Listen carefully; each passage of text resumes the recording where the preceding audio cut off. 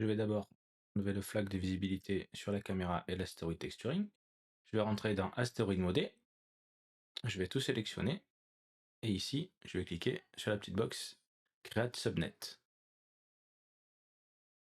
Il a créé un subnetwork. Je vais le nommer Asteroid Builder.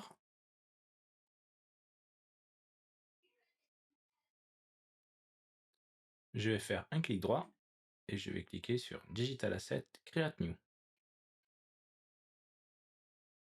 Alors ici, on a la boîte de création de Digital Asset. Type name, on va lui laisser le même nom. Personnellement, je vais décocher auteur et version. On va rester que sur une seule version. Je vais laisser par défaut. Alors ici, le HDA, en fait, il va l'enregistrer dans ce dossier, dans mon dossier utilisateur /OTLS. Personnellement, je préfère l'enregistrer dans le dossier du tutoriel. Alors je clique dessus. Ici, on a les options Ifed Directory. Donc Ifed Directory, il va me créer un dossier /HDA dans mon dossier ici Houdini. Et comme ça, il va m'enregistrer le HDA à l'intérieur. Alors préfixe catégorie, j'ai pas envie d'avoir le préfixe, il va ajouter juste SOP underscore pour surface opérateur. Donc ça, je vais décocher préfixe catégorie. Ici, Asteroid Builder, c'est le nom qui va apparaître quand on va faire tabulation pour choisir notre HDA. Et c'est tout bon. Et je fais Create.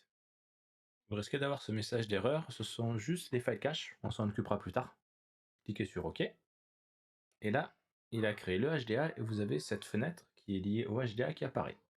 Alors, le HDA, ça va être un fichier qui va être enregistré dans le dossier d'Houdini, dans votre répertoire. Ici, il a créé le dossier HDA comme on l'a sélectionné, et c'est vraiment un fichier qu'on pourra utiliser où on veut. Alors quand on fait tabulation, si je tape astéroïde, il va apparaître ici, Asteroid Builder. Si je clique dessus, hop, j'ai mon HDA ici. On ne pourra pas l'utiliser exactement où on veut. Ici, on a créé le HDA dans le contexte géométrie. On pourra le créer dans un autre SOP, mais toujours dans un contexte géométrie. Ici, si je retourne dans le contexte object, que je fais tabulation, il n'apparaîtra pas. Il faudra que je crée un contexte géométrie. Et une fois que je suis à l'intérieur, je vais pouvoir accéder à mon HDA. Voilà, Asteroid Builder. Je vais remonter, je vais supprimer le node Geo. Et je vais retourner dans Asteroid Mode. Ici, on a un Asteroid Builder, un HDA avec un cadenas lock. Et ici, le cadenas qui est ouvert en rouge. Qui veut dire que celui-ci, on ne peut pas l'éditer. On peut juste rentrer à l'intérieur et le consulter. Voilà, tout est grisé. Si je remonte d'un niveau, ici, celui-là, par contre, cet Asteroid Builder, si je rentre à l'intérieur, je peux l'éditer. C'est une protection, une sécurité. Une fois qu'on a fini de travailler dessus, on le log, comme ça les personnes qui vont l'utiliser ne pourront pas le modifier. Je vais supprimer celui-là, lui qui est grisé, et je vais faire Accept. En faisant Accept, j'ai encore ce message d'erreur, ils sont liés au file cache. On va supprimer les files cache et ensuite on les recréera. Ok, ici, dans Auto Update, je vais cliquer sur Manual, pour éviter qu'Houdini recalcule à chaque fois. Je rentre de l'HDA Builder. Alors les files cache, on va les sélectionner et juste les supprimer. En haut, normalement, on n'en a pas. Les premiers étaient ici. Et les derniers pour le low-res et le high-res. Je vais recréer les deux files cache. Alors, je fais tabulation file cache. Ici, je vérifie thème dépendante soit décoché. Advanced Harden Base Name on Save est décoché. Parfait. Ici, je laisse file cache et je vais marquer high-res geo. Ici, je le copie-colle.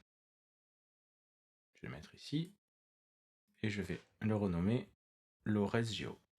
Alors, low-res sans espace. Ici, je lui mets un espace, je vais l'enlever. Et maintenant, je vais sauvegarder maintenant le low-res.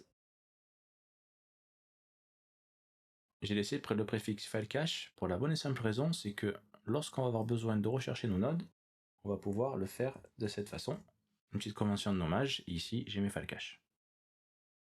Après on va le mettre en place pour d'autres nodes aussi. Je remonte dans le contexte object. Je vais pouvoir renommer astéroïde modé en juste astéroïde. Ici, je fais clic droit Type Property sur l'Asteroid Builder, sur le HDA. Et je vais vous expliquer un petit peu, pas tout de suite, parce qu'il y a beaucoup d'informations. En bas à droite, je vais réactiver Auto Update, parce qu'on est en manuel. Ici, dans les parameters, by type, j'ai différents paramètres que je vais pouvoir utiliser, bouton, color, float. Nous, ce qu'on va faire, on va récupérer directement dans l'Asteroid Builder les paramètres qu'on va vouloir modifier. Par exemple, le mountain ici, il est tout en haut, vraiment tout début, dans le base shape. Le mountain, on va glisser-déposer l'amplitude directement ici. Et ici, l'amplitude, en fait, va être link lié à celui-là. Si je remonte dans l'astéroïde, ici, j'ai aucun paramètre, il faut que je fasse apply. Et Houdini a planté. Alors, si Houdini crash, vous avez dans le menu File ici, vous avez Crash Recovery, Open Crash File, et là il va charger la dernière version d'Houdini qu'il a pu sauvegarder avant de crasher. Par contre, il faut faire attention, ici, il a ouvert le fichier v01 recovered, donc c'est pas notre fichier v01. Ce que je fais, c'est que je le sauvegarde à nouveau, je fais un save as, et ici on a notre original. Alors pour le coup, je vais écraser la V1, overwrite, ok. On a notre amplitude ici, Asteroid Builder, on est bien dans OBJ astéroïde. Je vais redimensionner les fenêtres pour bien nous remettre. Ici j'ai fait clic droit, Type Properties, pour afficher les paramètres. Et ensuite, je vais vous montrer une notion importante qui va être l'instance. On a une instance de HDA dans la scène et on va avoir le HDA, la référence au fichier lui-même. Ce sont deux choses différentes. Ici, lorsque je fais clic droit, Type Properties, je vais modifier la référence du fichier sur le disque dur. Ce qui veut dire que toutes les autres scènes, tous les autres points HIP vont avoir exactement la même chose.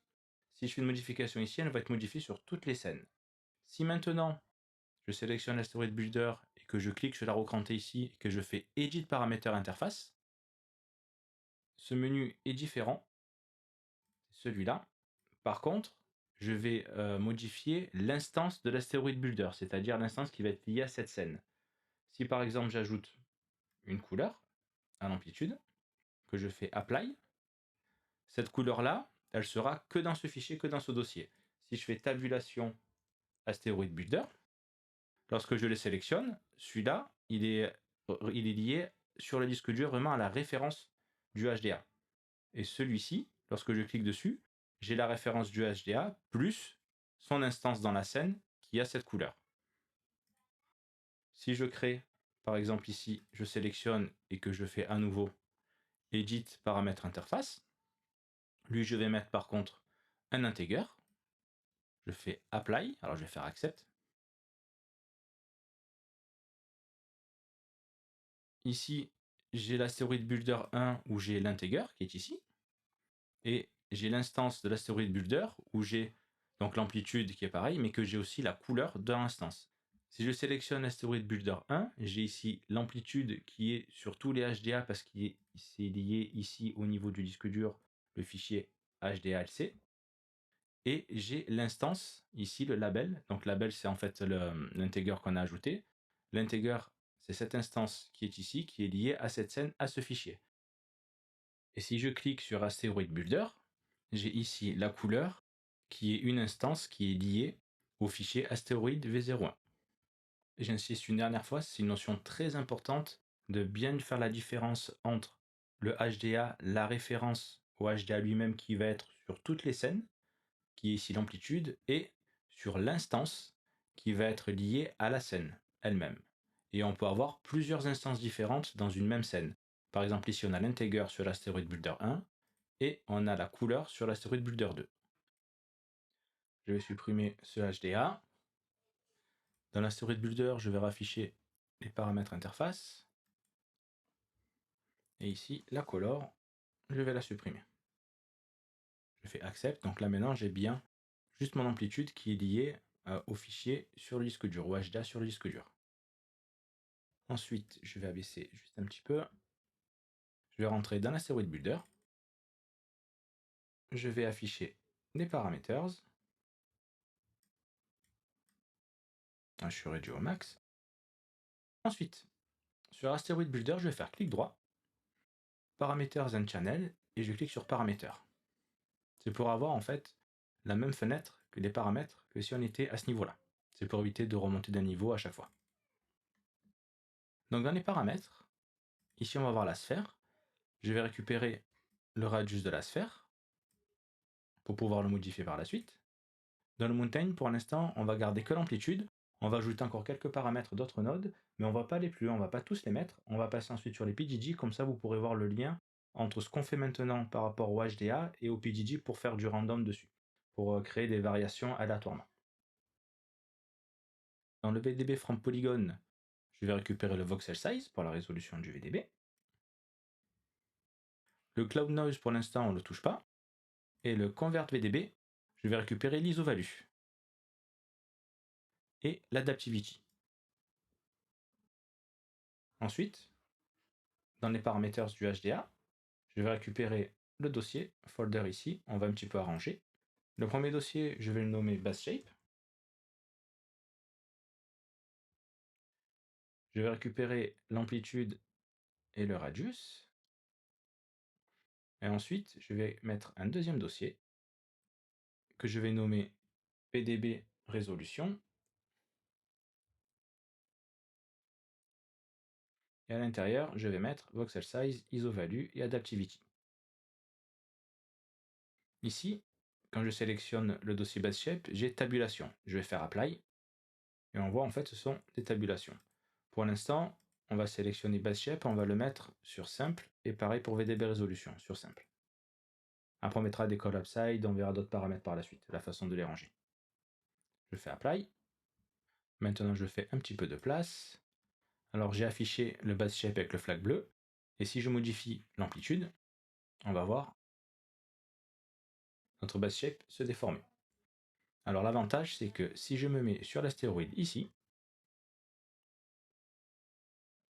si j'essaye de modifier les paramètres ici, ça ne fonctionnera pas, tout simplement parce que dans le HDA, j'ai une sortie out ici. On peut retrouver cette sortie dans Basic, ici maximum output, là j'ai 1, si je mets 2, je fais apply et je vais avoir du coup deux sorties de possibles. Pour avoir les deux sorties, ici j'ai qu'un seul point, c'est parce que je n'ai qu'un seul output, je vais vous montrer.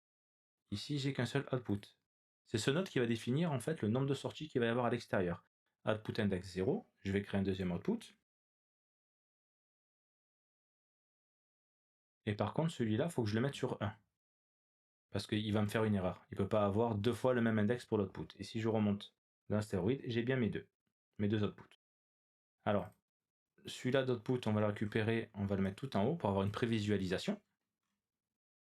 Je vais le mettre tout en haut. Sur le base shape. Ici, là. Et je vais récupérer le base shape ici. Donc quand on vient à ce niveau, alors je vais faire accept. Quand on vient à ce niveau-là, par défaut, il met l'output 0, qui est celui-ci. Ici, si je tire un lien, je tape nul, par exemple. Voilà, là on passe directement sur le deuxième output qu'on vient de créer. Celui-ci. On est dans cette vision-là. Et si on modifie les paramètres, à ce moment-là, on va voir les modifications. Je vais vous faire une petite démonstration. La façon dont j'utilise les PDG, il y a plusieurs façons de les utiliser.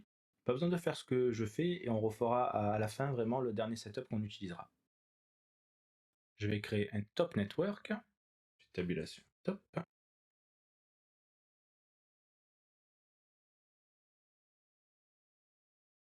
l'intérieur, je vais modifier le nombre de CPU que je veux qu'il utilise. Tout sauf 1. Je vais créer un node wedge.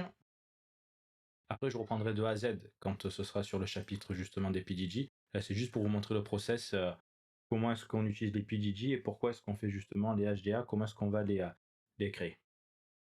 Alors, wedge, je vais une variable, je vais l'appeler amp pour amplitude. Un float amplitude, on va la commencer à 0.1. Ça va être l'amplitude du noise du mountain qu'on a mis, le paramètre qu'on a exposé. Celui-là. Ça va être cette variation-là. Et je veux qu'il monte jusqu'à 2. Je vais mettre 10 variations, il va me calculer les 10 variations. Là ici, il a récupéré l'attribut name amp, et en fait il a créé une variation entre 0.1 et 2. Donc là, si je sélectionne le premier point vert, les points verts sont des work items, il est en amp.1, et si je sélectionne vers ici 1.3, et si je sélectionne le dernier, il est à 2, la valeur maximum. Ensuite, j'ai juste qu'à copier le amp, l'attribut amp, et ici je vais mettre @amp. Et il va prendre automatiquement la valeur sélectionnée. C'est comme ça qu'on va gérer nos variations, qu'on va gérer aléatoirement nos variations. Je vais repasser sur la première variation. Ici, j'ai copié directement l'attribut amp. Le topnet n'est pas à l'intérieur de notre HDA, il est à l'extérieur. Ce qui veut dire que ce HDA, je peux l'utiliser avec un HDA processor et faire les variations directement de le topnet. Alors ce que je vais faire, je vais supprimer l'amp. C'est toujours la démo, hein, vous inquiétez pas. Ici, je vais créer un node HDA processor. Je vais connecter le wedge. Ensuite, je vais sélectionner mon HDA. Donc, il est enregistré dans HIP HDA, Asteroid Builder. Je vais cocher Create File Input. Si je fais Shift V, voilà, il est en train de calculer. Ici, du coup, j'ai les paramètres amplitude, radius. Là, on est bien dans le topnet et dans le HDA processor. J'ai les mêmes paramètres que ce HDA. Et ici, dans amplitude, je vais pouvoir mettre mon attribut amp, @amp, qui va varier en fonction. La démo étant finie, on va pouvoir passer au HDA. Je vais supprimer le topnet. Je vais faire clic droit, Type Properties, et on va commencer à créer nos paramètres. Parameters.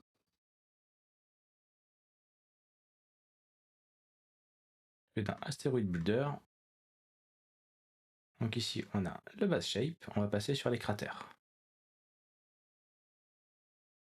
Je vais ajouter un dossier qu'on va nommer Craters. Ensuite, au niveau du scatter, on va voir le nombre de cratères qu'on veut, récupérer le force total count. Le relax itération aussi, ça ajoutera un peu de variation si on a besoin. On va récupérer le seed, le global seed ici. Ensuite, au niveau des sphères, pareil, on va récupérer le radius. On va ajouter la frequency pour avoir plus de résolution si jamais on en a besoin à l'intérieur des trous. L'attribut randomize, ici on a le p-scale, ça, oui, quoi qu'on peut le récupérer. Minimum value et max value. Et ensuite, au niveau du booléen, on va récupérer le b inside a, qui va permettre justement de récupérer les faces internes si on les veut ou pas. Je fais apply. Je remonte sur astéroïde. Et ici, je suis en tabulation. Alors, je vais passer le dossier craters en simple. Ici, on va avoir donc un deuxième dossier à l'intérieur pour les craters pour le scatter. Ici, je vais marquer scatter.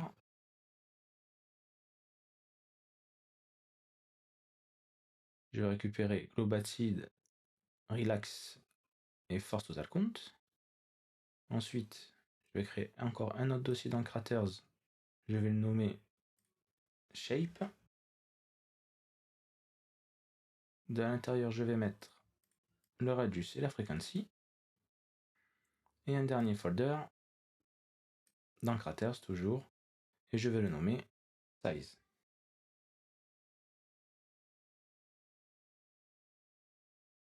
Et ce dossier size, je vais le mettre dans shape. Je fais apply. Et ici, j'ai plein de tabulations. Alors, à chaque fois j'oublie donc.